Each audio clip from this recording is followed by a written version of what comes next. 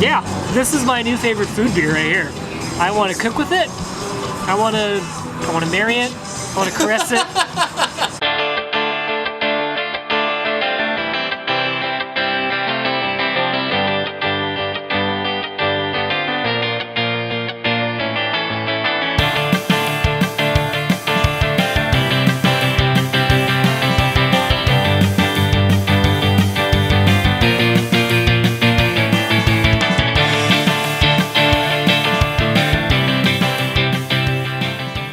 What's going on, beer lovers? Welcome to another episode. I'm Jeff. And I'm Jacob. And today we are in Anaheim, California at Towne Park Brew Co. This place just opened up a month ago and we're here to check out their beers. Jacob, are you ready? I'm ready. Let's have some beer.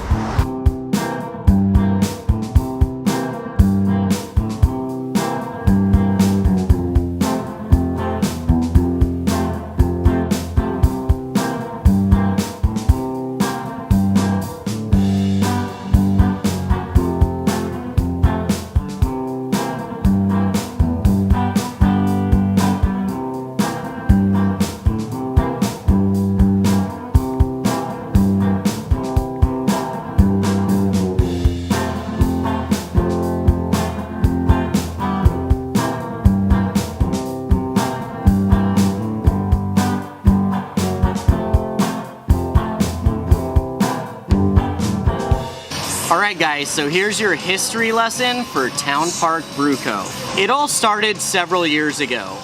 Brett Lawrence, a big beer enthusiast, started brewing his own beer from home. Now Brett is actually extremely well known in the craft beer community. He's friends with a lot of my friends. I've never met him until just recently at Brouhaha, if you saw that episode. And what an incredible guy. Here's the thing. He's just like a lot of us out there. He simply loves beer, and he wants the world to enjoy it just as he does. So finally, about 4 years ago, he really got serious about the brewing process, and eventually, just less than a month ago actually, on September 22nd, they had their grand opening here at Towne Park, and the response has been incredible. The community not only loves Brett and supports Brett, but from what I hear, their beers are fantastic. I'm really excited to see what they have to offer today, so let's go ahead and get started. So right here I have Towne Park's Tiger, which is a white ale at 4.5%. And I do gotta say, for a white ale, it's very orange. But it is also a tiger, so maybe that's pretty appropriate. But let's get in here. Wow, okay, right off the bat, the yeast character is jumping right out. It smells very, very like Belgian-y yeast, almost like Belgian Saison yeast. I really wasn't expecting that, but then again, it is bright orange, so maybe I should have been. Let's get in.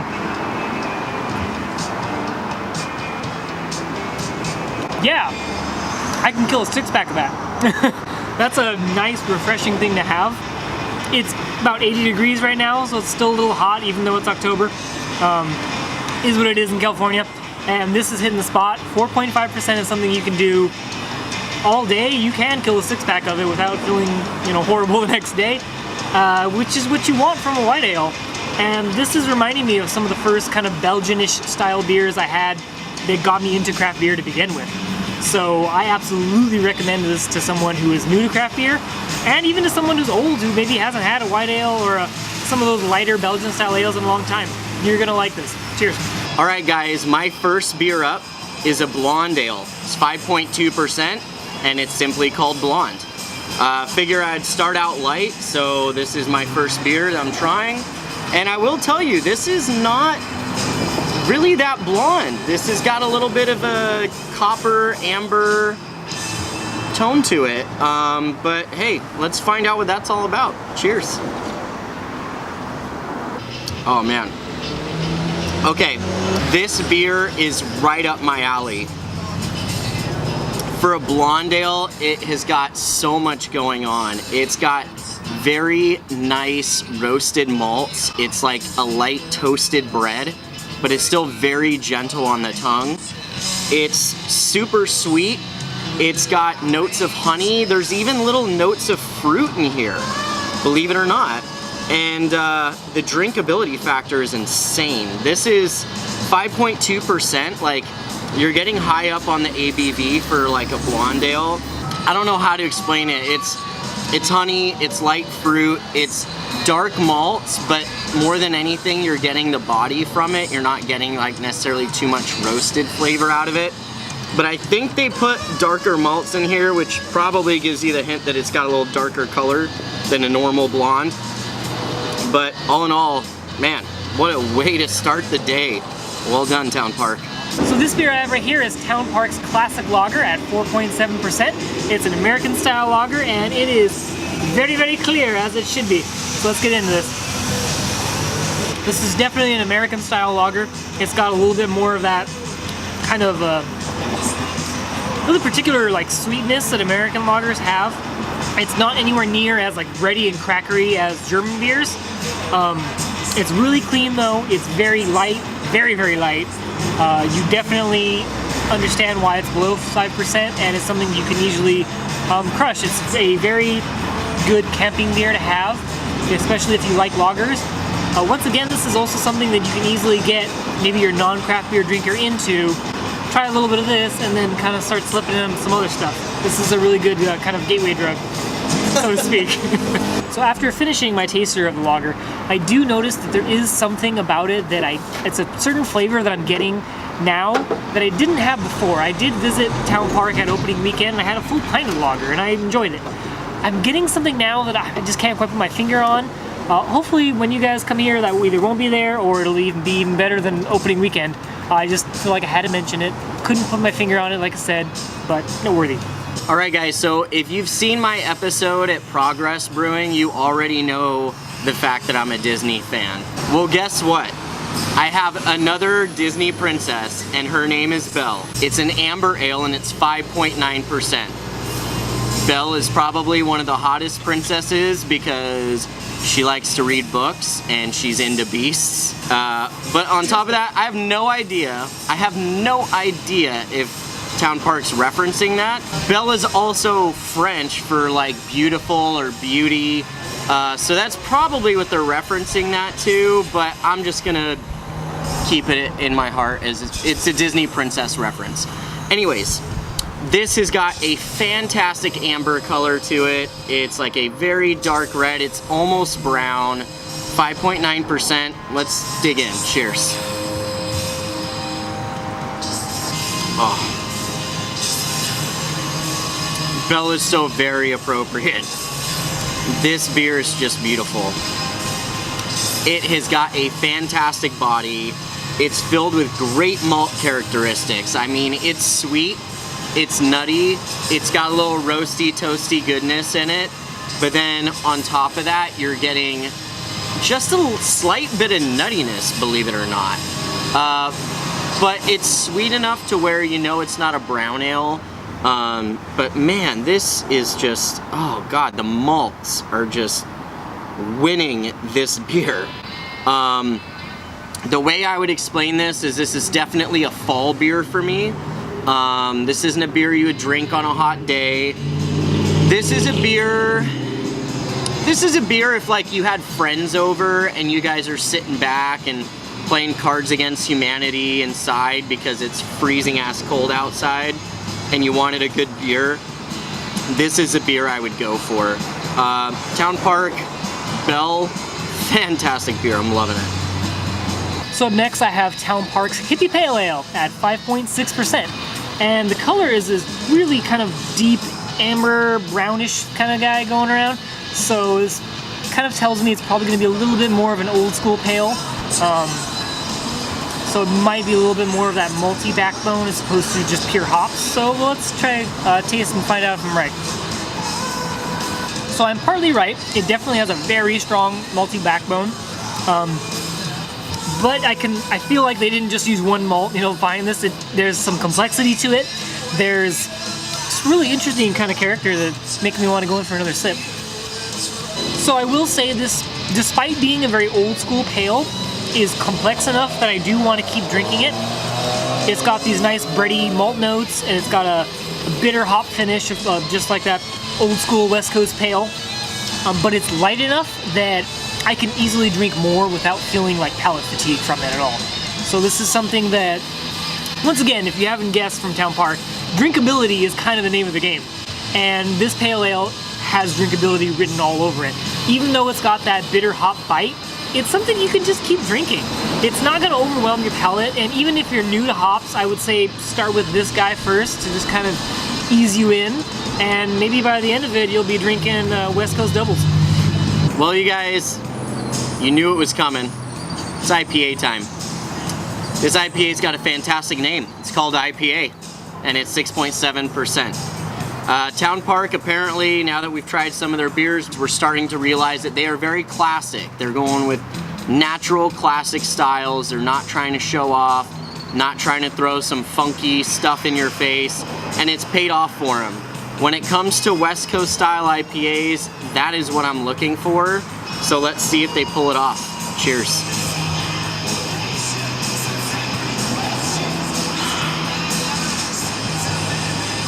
All right, so this isn't the hardcore IPA. Obviously, it's 6.7%, which is kind of a high ABV, but that's pretty standard for an IPA. What I'm getting out of this, like right off the nose, was like orange blossom, slight like lemon peel, not the pithiness, just like lemon zest on your nose. But when you dig in, it's got a beautiful combination of like earthy piney notes and like floral notes. It's been a long time since I've had a floral IPA. So most breweries, especially on the West Coast, have really been focusing on making fruity beers, tropical beers.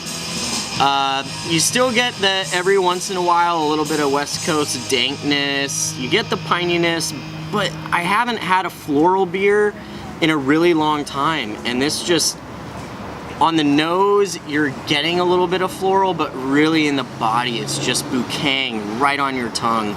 It's super good, super refreshing.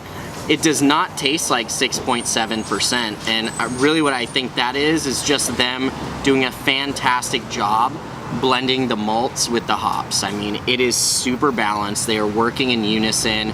It is like a beautiful duet on stage, and they're just singing and synchronizing beautifully. Love this beer. So right here, I'm trying Towne Park's Goza, called Rivers at 3.8%, which is probably one of the most sessionable beers I've had, especially in a long time. So that's kind of a nice change of pace. So let's get into this guy. So for 3.8%, it actually has a remarkably full mouthfeel, which to me is impressive. Usually the lower ABV you go, the harder it is to kind of get a full body and mouthfeel and to feel like you're not just drinking water. This doesn't feel like water. Very surprisingly. It's very meaty. Got a nice light tartness to it. It's a really easy drinking Goza. It probably could use maybe a little bit more salt for me, but I can totally understand if most people wouldn't want more salt. That being said, you can totally eat this with some salty foods and it will pair beautifully. I want some tacos, some fish tacos. I want food with this. This is something that I want a full glass of and have a meal. Maybe on the beach. I don't know. This is also something that is very much within my wheelhouse. If you've ever seen any of my other videos, so what's not to be surprised by this. This is something that I'm definitely going to be looking for in cans. I want to take this camping. I want to take this to the beach if I could drink at the beach. I want to take this wherever I can and have food. Yeah, this is my new favorite food beer right here. I want to cook with it. I want to marry it. I want to caress it. I want to take it to bed. I want to have a food baby with it. We're drinking this goes, ladies and gentlemen. We are drinking this. Well guys, we're down to the final beer. And of course we had to save the highest ABV for last. This is called Sheriff. It's a double IPA. It's 9%. And it's kind of funny because every single beer we've tried today has been extremely sessionable. I mean, the highest was a 6.7%. And basically Towne Park's like, you want a high ABV beer? Well, fuck you, here it is, 9%. And, you know, as a double IPA, I can't complain. Jacob actually mentioned to me before this that it reminds him of an old school Stone IPA. So, I don't know, I like Stone, I like Towne Park. So, let's see how it pans out. Cheers. Okay, guys. I gotta tell you, this is not my favorite beer. I'm definitely glad that I saved this one for last. The thing is this beer, one, the aroma, you get a lot of malt off the nose. Mind you, I had to literally snort beer to get it, but you definitely get the aroma on the nose. But when you dig in, it's got a strong malty body. I mean, it's primarily malty. But then right on the back end, you just get punched in the face with hop bitterness. Now, when it comes to the actual hop flavors, I'm not getting much at all. I'm really getting strong roasted malts, like super potent, super sweet, and then I'm getting bitch slapped by a bunch of hop bitterness on the back end. That's what I'm getting on this. For me, it's not my cup of tea. I mean, if you're a super hop head and you like live for that bitterness, you might actually enjoy this. Just for me, hops are just such a beautiful flower, and they do so much for beer. Like, not only the bitterness, but flavor, aroma. It adds a certain complexity to the beer, and for me, like, this beer isn't super complex. I'm getting those malts, and I'm getting a ton of bitterness at the end. Regardless, I will say that, you know, out of 8 beers, one that I don't enjoy, not bad at all. All right, guys, well, we've tried all the beers. Now it's time to tell you which ones our favorites were. So, Jacob, I'm gonna go ahead and start with you.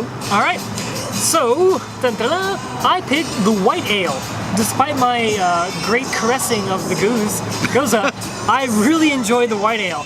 The aroma just in your face, and I love that. It was all yeast. That's just my jam.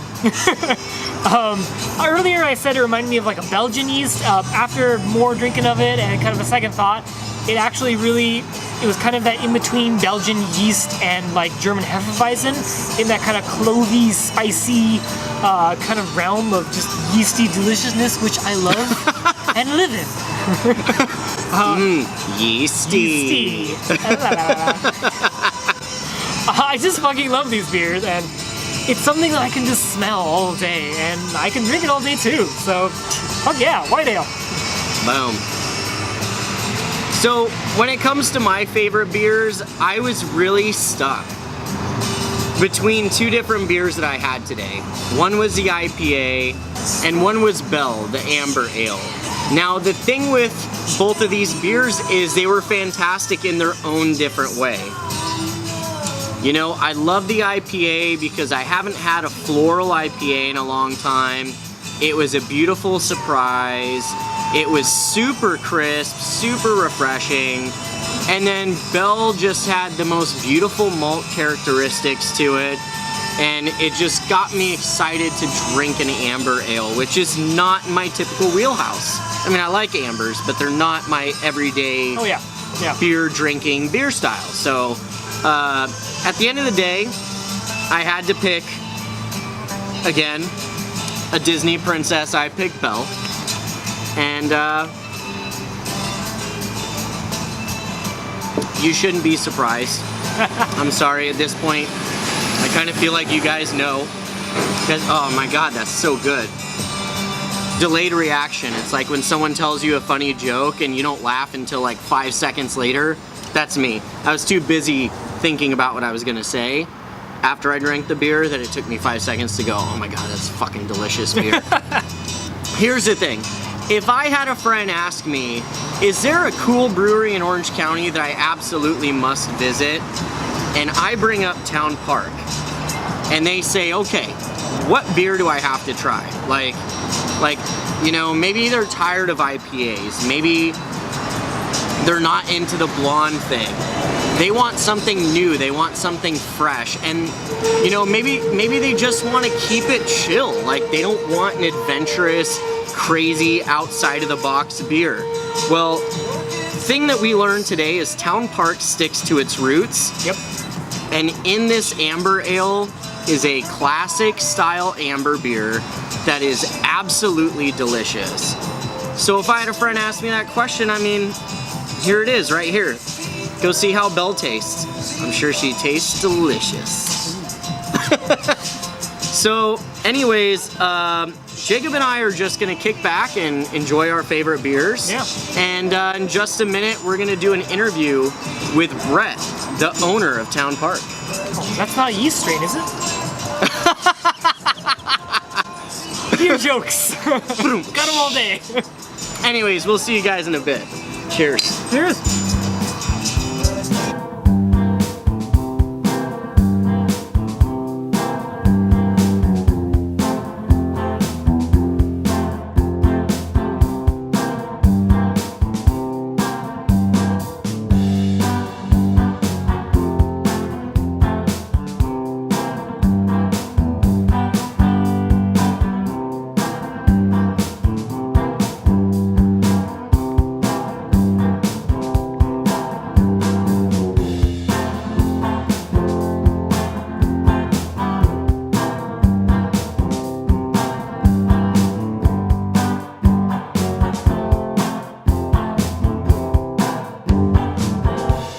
All right, guys, I'm here with Brett Lawrence. He's one of the founders of Towne Park Brewing. Brett, dude, we enjoyed your beer so much. Thank you, sir. We loved it a lot. I just want to ask you a few questions. So how'd you get into the brewing community? Well, you know, my family's been in hospitality their whole life, and I've always been a fan of beer. I think we all have beer and other alcohol consumption of things like that. But anyways, you know, it's just one of those things. We have a facility down south called Rancho Las Lomas that we do a lot of weddings and private parties. And I was just kind of running the show, and I figured, why am I selling someone else's beer? Let's try and make our own. This trend's been happening a lot, so I kind of dove into it. My staff gave me a brew kit. I learned to brew. I'm not the master brewer of this facility, but I at least have the knowledge of it. And then it kind of turned into what it was. So 4 years later, we're now sitting in a brewery. It's kind of going out to market. So that's kind of how it all kind of started in little cliff notes. Yeah, well, that is a very long history in a very short amount of time. Yeah, 4 years. And it's awesome. I mean, to me, it's like it is the story of everybody who has ever wanted to start a brewery before. Mm-hmm. So I have a very personal question to ask you. Are you guys ready for this? What is your favorite beer style? West Coast ales. I love it. All our beers are American ales. We're on the West Coast, so we call them West Coast ales, but I'm drinking our amber right now because I love that malty caramel finish. Belle, baby. It's the Belle, the Town Belle Amber. And so, you know, I love it because we're here in America. I think that's a really common beer here. I like going to other countries and trying other different types of beers. It's nothing we're really pushing towards, Belgiums and all that. We're doing American beers, and so I'm really focusing on the ales. Awesome. So if I was gonna, give one piece of advice to the home brewers out there, the people that maybe want to start a brewery, what kind of advice would you give them? Don't do it. It's tough. You know, honestly, it's all jokes aside. It's if you gotta have the balls, you gotta have the guts, and you know. But I say, why not? Do it. All jokes aside, if it's your passion and you have the drive to really go up and down and have the confidence to believe your product's that good, you know, you'll find the money. People will back you if you really believe in it. You have to believe in yourself. And then if you believe in your product and or the brewer themselves, then do it. And you take that risk. You know, I always say, if you don't risk anything, you risk everything. So at the end of the day, you know, you take that leap. That's what's gonna make you stand out. And so go for it. But it's tough. Man, I love it. Dude, so good talking to you. Cool. Well, very nice to see you guys again. And cheers. All right, guys, so that's gonna do it here at Towne Park Brew Co. Thank you so much, Jeremy, Matt, and Brett, for the awesome time and awesome hospitality. We really enjoyed all the sessionable beer. It was great to have more than one beer without feeling a little too buzzed. Everything was really having sessionability and drinkability in mind, and it was great. Now, if you enjoyed this episode, make sure that you like, share, and subscribe. Leave a comment below if there's a brewery you'd like to see us visit next. Thank you so much, Jacob from Craft Cascade. If you guys want to check out his channel, it'll be in the description below. And until next time, we'll see you again on Let's Have Some Beer. Cheers.